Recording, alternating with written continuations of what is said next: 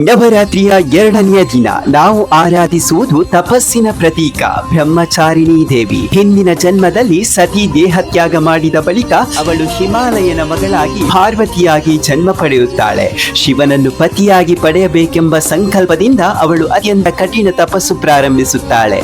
ಮೊದಲಿಗೆ ಹಣ್ಣು ಎಲೆಗಳನ್ನು ಸೇವಿಸುತ್ತಾ ನಂತರ ಕೇವಲ ಬಿಲ್ವ ಪತ್ರೆ, ಕೊನೆಗೆ ಆಹಾರವನ್ನೇ ತ್ಯಜಿಸುತ್ತಾಳೆ. ಎಲೆಗಳನ್ನು ತಿನ್ನದೆ ತಪಸ್ಸು ಮಾಡಿದ ಕಾರಣಕ್ಕೆ ಆಕೆಯನ್ನ ಅಪರ್ಣ ಎಂದು ಕೂಡ ಕರೆಯುತ್ತಾರೆ. ತಪಸ್ಸಿನ ಮಾರ್ಗವನ್ನು ಅನುಸರಿಸಿದ ಕಾರಣಕ್ಕೆ ಅವಳಿಗೆ ಬ್ರಹ್ಮಚಾರಿಣಿ ಎಂಬ ಹೆಸರು ಕೂಡ ಬಂತು. ಶಿವನು ಸನ್ಯಾಸಿಯ ರೂಪದಲ್ಲಿ ಬಂದು ಪರೀಕ್ಷಿಸಿದರೂ ಪಾರ್ವತಿ ತನ್ನ ಸಂಕಲ್ಪದಲ್ಲಿ ಅಚಲಳಾಗಿದ್ದಳು. ಕೊನೆಗೆ ಅವಳ ನಿಷ್ಠೆ, ಧೈರ್ಯ, ತಪಸ್ಸಿಗೆ ಒಲಿದ ಶಿವನು ಅವಳನ್ನ ಪತ್ನಿಯಾಗಿ ಸ್ವೀಕರಿಸುತ್ತಾನೆ. ಬ್ರಹ್ಮಚಾರಿಣಿ ದೇವಿಯು ಬಲಗೈಯಲ್ಲಿ ಜಪಮಾಲೆ, ಎಡಗೈಯಲ್ಲಿ ಕಮಂಡಲ, ಶುಭ್ರ ವಸ್ತ್ರದಲ್ಲಿ ತಪಸ್ಸಿನ ತೇಜಸ್ಸಿನಿಂದ ಕಂಗೊಳಿಸುತ್ತಾಳೆ. ಈ ದಿನ ದೇವಿಯನ್ನು ಭಕ್ತಿಯಿಂದ ಪೂಜಿಸಿದರೆ ಮನಸ್ಸಿಗೆ ಶಾಂತಿ, ಏಕಾಗ್ರತೆ, ಧೈರ್ಯ ದೊರೆಯುತ್ತದೆ. ಜೀವನದಲ್ಲಿ ಕಷ್ಟಗಳು ದೂರಾಗಿ ಮೋಕ್ಷದ ಹಾದಿ ಸುಗಮವಾಗುತ್ತದೆ.